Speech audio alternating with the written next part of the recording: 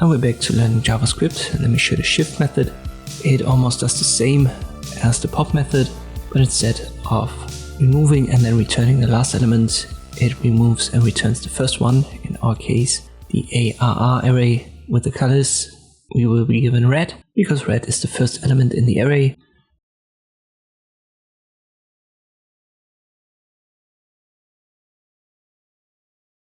Well, let me show you what the array looks after we've used shift on it.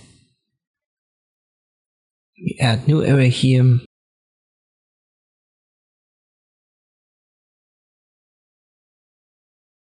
But it doesn't look good. Let me add a separator.